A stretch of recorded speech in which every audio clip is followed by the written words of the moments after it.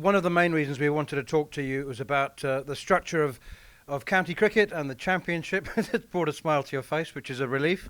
Um, Obviously, there is concern that the counties have been unable to reach a consensus, and there's also a feeling that they perhaps never will. But while you think about that, let's not start off with any half volleys. Let's go straight in with a bouncer. What is the cost to a county like Durham of relegation? Listen, in financial terms, it isn't actually massive, to be perfectly honest. The spectator base in county cricket is very loyal, irrespective of whether you're first or second division.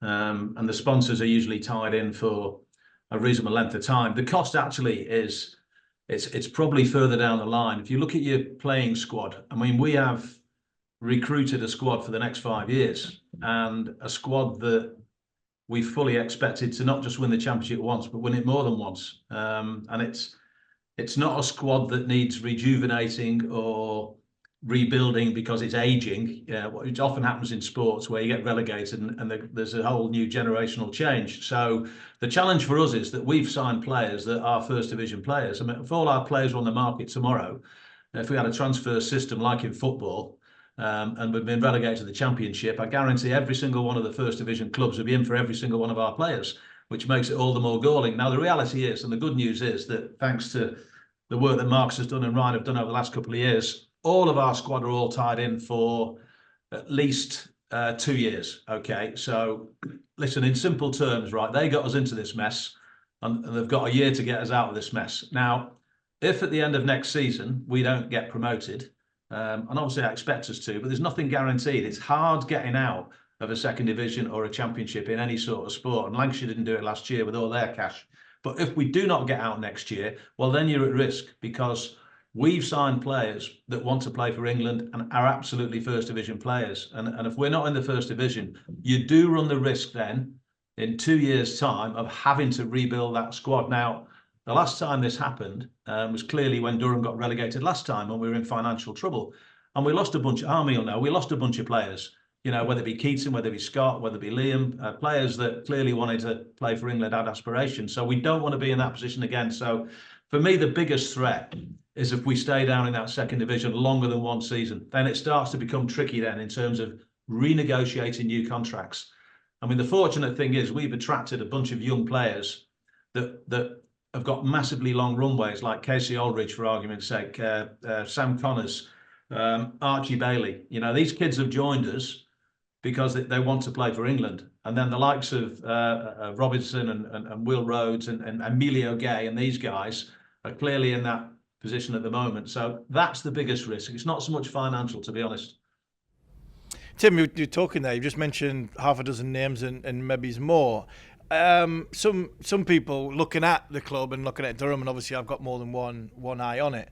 Some would argue you've got too many options. Does that cause you problems if you do have too many options? Because there's times this year, I was not critical, but me and Manners were talking about halfway through the season that I think Durham used 12 fast bowlers before the first break.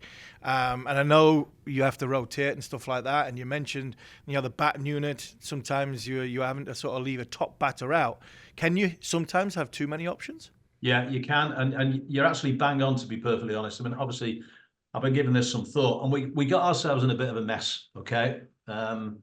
And the one thing that is really interesting, that Marcus and Ryan are very clear thinking in terms of our strategy, off the field and on the field. And I think this year we got it wrong. We got ourselves in a bit of a muddle with selection and with batting order.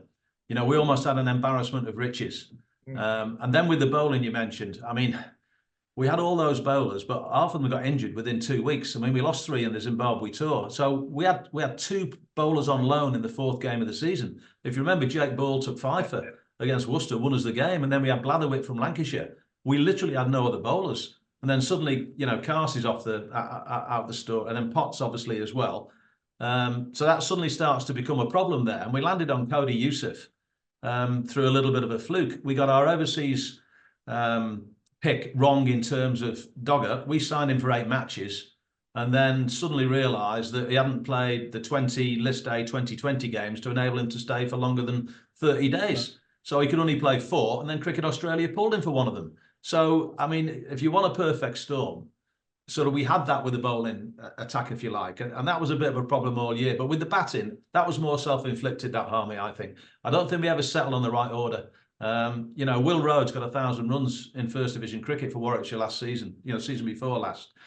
And, is he batting 7 and bowling a few overs? Is he batting 3? McKinney goes to the Lions, Gay goes to the Lions, Beddingham suddenly gets called up for South Africa on some spurious tour of Zimbabwe, and I shouldn't use that phrase really, because I'm very fond of Zimbabwe. It's my second home really in Africa. So, but these are and then suddenly the World Test Championship, and you've got a bloke like Beddingham, who's the middle order, who got the leading run scorer in the country last year, 1,300 runs.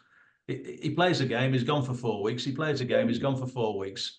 And the batting order suddenly becomes completely dysfunctional. And you know full well that, batsmen want some certainty about where they're going to be, whether are they going to be batting 3, or are they going to be opening? Are they going to be batting 5, or are they going to be batting 7? And I just felt all year it was just a mess. It felt like a mess, and it ended up being a mess, I'll be honest with you. And to follow up, you mentioned about overseas there. I've always been a firm believer, if you get your overseas right, your overseas is the one that makes the difference at sort of finishing first, second, third. And if you don't get it quite right, like Lancashire a couple of years ago, Durham possibly this year, you do run the risk of getting into trouble. And we've spoke to a couple of coaches. Paul Forbre spoke to us, and I look at someone like Sussex, and they don't see them as overseas players. They see them overseas positions, and make sure they're full. That position's full all the time. And you mentioned Doggett was only there for he was meant to be there for 8. He was there for 4. Is it important that Durham make sure they get their overseas players right? Because you're looking at the season from afar. There was the sort of competition for places. There's not as many young players from Durham in and around that group. It seems to be a lot of outsiders where we've built our success in years gone by with the homegrown players that have gone on and played for England, and then the overseas. The back end of the season, it just seemed as though we were sort of struggling for numbers a little bit in that front. Yeah, no, I listen, overseas is critical. I mean, I think Ryan will probably tell you that I think for 60% of the games this year, we only had one overseas player. And that wasn't the same overseas player. Whereas in previous years, we've always had Beddingham. Okay. And then it's been a combination of bowlers, because they're really hard. They're in, they're out, they're in, they're out. And obviously they get called into franchises, they get called back for A tours and all this sort of stuff. So that was definitely a challenge for us. I think as far as the young Durham players go, I mean, obviously James Minto, clearly fantastic talent, youngest ever to get 5 wickets and 50 runs. Of course, he goes off to play England under 19s, and he gets injured, and he's had his family tragedy. So, but he's very, very young, and we shouldn't be relying on young James. He's a kid that's going to play a big part in the future. The other young lad, as you well know, would certainly have played a lot of cricket for us this year, was Daniel Hogg, and of course he was injured for most of the season. So that's a bit of an issue. And then we've obviously got the talent that is Ben McKinney, that clearly a lot of people have got eyes on. But he's young and he's inconsistent. And when he's good, he's brilliant. And you can see that he's clearly going to succeed at a higher level. He's one of those lads. But you see, we stuck with him, obviously. There were times during the season you think, would we be the safety option would be to bat Will Rhodes number 3 for argument's sake. So we stuck with McKinney. And then on the back of those, then you've got, young Hayden Mustard, and you've got Robbie Bowman, Luke Robinson. Those young lads are still there. Make no mistake about that. But the 3 lads that probably would have played quite a lot of first team cricket this year would have been McKinney, would have been Hogg, and would have been Minto. And they're all sort of under the age of 20. So the Durham, talent pipeline, it's definitely still there. But they've got to be fit. And then obviously with McKinney, we know full well he's in and he's out all the time. And we did take a decision with James Minto to let him go and play for England under 19s. Rather than stay and play here. So we think that was probably right for his development as well. Tim, can we spread it a bit wider and talk about county cricket then, and the structure of the championship and the structure of the season? As Harmy said, we spoke to Paul Farbrace yesterday. He was co-opted onto the committee at the beginning of the season, and he said it was very clear to him then that agreement would be impossible. He was very succinct in his explanation for the fact that the players, the CEOs and the directors of cricket all have disparate and divergent views. I mean, he wasn't despondent. Well, actually, he was a little bit despondent, wasn't he? So we wanted to ask you what the solution is. So he explained what the problems are, and we want the Tim Bostock solution. Okay, well, listen, I mean, I suspect I know what the problems are, very much constitutional, needing 2/3 of a vote to get any change through. That's the first thing, okay? And that is a real problem, because you only need, 7 clubs to block stuff and nothing ever gets through. So therefore, my experience in the 5 or 6 years that I've been involved in those sort of meetings is that 2/3 constitutional rather than a simple majority is the real issue, and we're unlikely to get change unless we sort that constitution out. And I find that really quite interesting. I mean, we managed to leave the European Union on a simple majority. Okay, we have a Scottish referendum on a simple majority. Okay, the SGMs that some of the more interested members in terms of voting for more cricket or less cricket are always on a simple majority, and yet the overall governance of the game is on 2/3. So I mean, that is the biggest single reason why it's going to be really, really hard to get change. I think the other bit as well, and you've touched on it, is that I can say this. I mean, I was in all those meetings because I'm on the PGC, put a massive amount of time and effort into trying to get some structural change to improve our domestic schedule and our domestic competitions. And yet often the CEO would have a completely different view to the chair. The DOC might not even understand what's going on, and that's no disrespect. You just haven't been communicated to. And it's a frigging bunfest. Honestly, you couldn't write a book on this. There's a real, in my opinion, there's a real lack of leadership in cricket. And that in itself creates the position where it's very, very difficult to get change through. I mean, the frustrating thing to me that this became a narrative about how many games we play and a reduction in cricket. And it was never about that. It was about how can we make our 3 domestic competitions world class, better than they are now? What changes do we need to make structurally to bring in more jeopardy, more pressure, more excitement at the end of the season? Encourage some of our really talented players not to go off and play franchise cricket, but to stay and play red ball cricket. How do we make first-class cricket in England the best in the world? Which I believe it is, because we've got something nobody else has got. We've got tribalism here. Lancashire, Yorkshire, Gloucester, Somerset, Middlesex, Surrey, Warwickshire, Worcester. These things mean something, just like Sunderland, Newcastle means something, Liverpool, Everton. That's what we've got in the UK. And trying to really harness that to create a much better competition was the narrative. And yet it very quickly became, they just want to reduce the volume of cricket. Now, that was so disappointing for me, because that was never, ever the objective when we set out. And I don't think the chairs and the CEOs, some of them, I don't think they articulated that argument well enough, and the benefits of why we want to change. Now, that may well be because they didn't want to. Okay, but I am certain, and when we spoke to our members here, and it's okay, people saying Durham's not a members club. Well, it is a members club. It's just that our constitution is slightly different. But we spoke to all our members here about, listen, this is what we think the season should look like, and this is how great it's going to be at the back end of the season. There's going to be some real quality jeopardy cricket there, which is going to improve the whole lot for everybody. And I can't think that some of my colleagues, chairs and CEOs, did that. I'll be honest with you. They never did that, probably because they didn't want to. They probably felt it was too hard. And they run some of the clubs, I'm afraid, they run them like golf clubs. And we're not golf clubs, we're multi-million-pound organisations. Like Barclays Bank have their AGM. They've got 200 people always turn up as shareholders, even if they've got 10 quid's worth of shares, and stand up and argue against the strategy of the bank. Do you think the chief exec of the bank, for 1 second, and the chair of the bank says, oh, thanks very much, we're going to take note of that and change our global strategy? Well, it's sort of, county cricket is a microcosm of that. You'll get a couple of hundred people will turn up at a meeting and say, we don't want a reduction in cricket. And then the chairs head for the hills, instead of thinking, what's the bigger picture here for the whole of the game? And what amazes me as well, I'm on a bit of a rant here now, is that the players have been completely ignored in all of this. Which other business ignores their key employees who take up most of their costs? Who ignores them in thinking about what the future strategy is in any sort of business? And that, for me, is the biggest worry of all, that the players have been ignored. Yeah, I mean, I totally agree. I look at this. We spoke yesterday on the show And I mean, I work in football as well. And it's like VAR. VAR's in. It's a modern technology and it's a modern way, but it's still got rules from 100 years ago dictating why it's got flaws. In my opinion, cricket, when they went to change the constitution and bring the 100 in, and we'll come on to the 100, when the money was coming in and the 100 was coming in, yes, we're going to give August away. But that's when we should have changed the constitution and the way English cricket was run in a way of how it looks, what the landscape of cricket looks.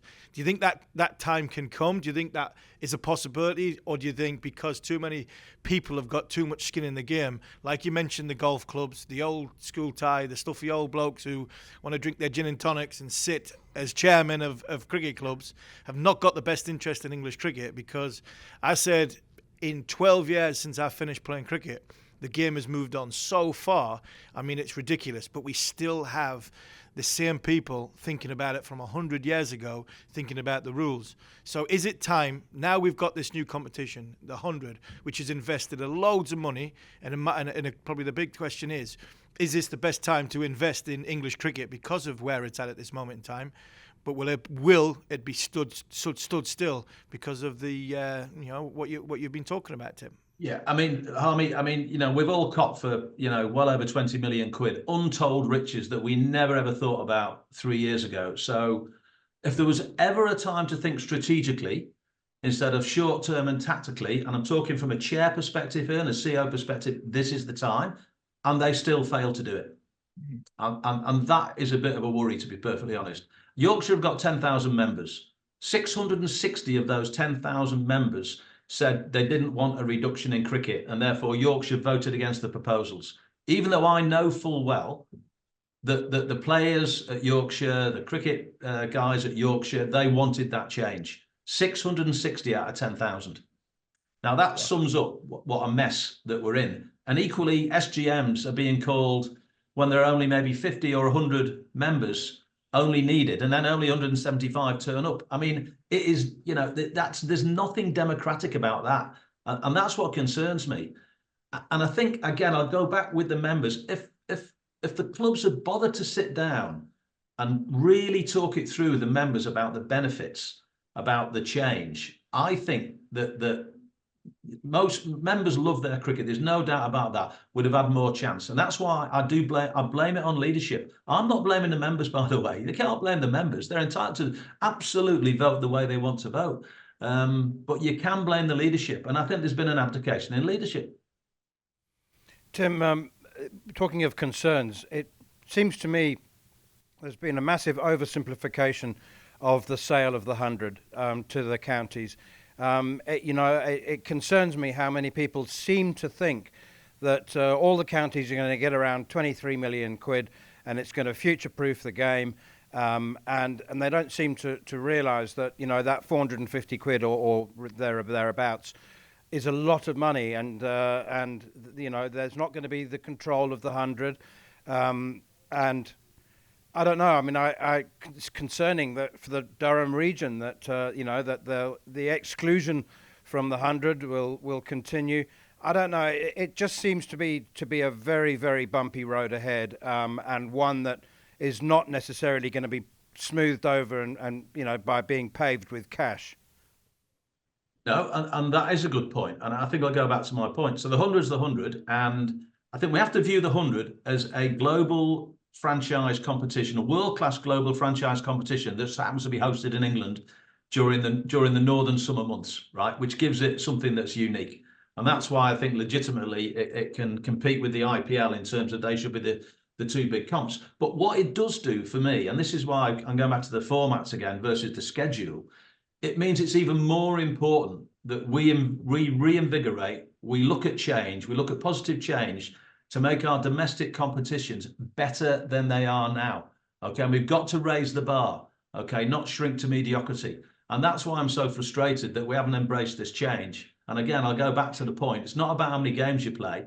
It's about the quality of product and attracting quality players. So if I can just give you an example, the idea of like a Super September when the top 6 teams all play against each other, you can imagine in that particular month, you'll have short-term overseas top quality players will come and sign up for 28 to 35 days for 3 or 4 games to play in that sort of intensity competition. A little bit like they do in the 100 and a little bit like they do in the Blast. We could have created that in the first class game. The Indians are allowed to play in first class cricket. The Indians would definitely be signing up, and they'd be sending them over saying, go and play in county cricket, go and play at the Super Sixes part of it, because that's as close as you're going to get to playing test match cricket in England. And when we're touring there in 2 years' time, all our young lads will have had really good experience. And then the commercial opportunity during that month with Indian players playing for each of the counties would be enormous. Now, they're all the things that we should be thinking about. So therefore, the hundreds in a box there, which is a global franchise comp.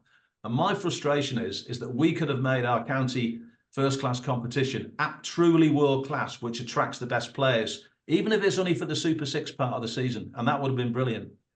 Just finally from me, Tim, we talk about sort of private investment into the game. You've got it into the 100.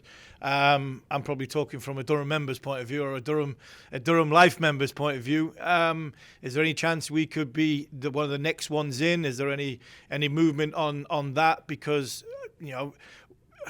it frustrates me a lot when international cricket doesn't go north of Nottingham. It frustrates me a lot when I'm seeing this 100 competition, and I look at my club and go, well, in the last 20 years, there's only Yorkshire and Surrey produce more England players than what Durham have. So, and we are not just geographically the northern county, we've got Scotland to go with as well, that we do attract in. Are we in a position to say, right, we should have a piece of that pie, because we deserve it?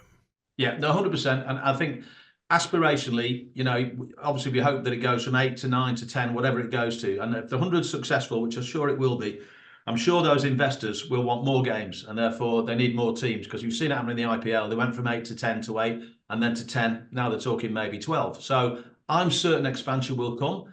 I think it won't be in the next couple of years, but I think certainly the next television deal, I think it finishes 2028. I'll be amazed if 2029, they're starting to be thinking about expanding. And of course, if they're thinking 2029, the conversations will take place probably in the next 2 years. And we are ideally placed, obviously, to have one of those teams for 1,000,001 reasons. I mean, your favourite football teams down the road, they've got backers that have got very, very deep pockets. They're building cricket stadiums in Saudi. They've clearly got an aspiration, because they're a diaspora of South Asians that are in Saudi Arabia, to get stuck into cricket.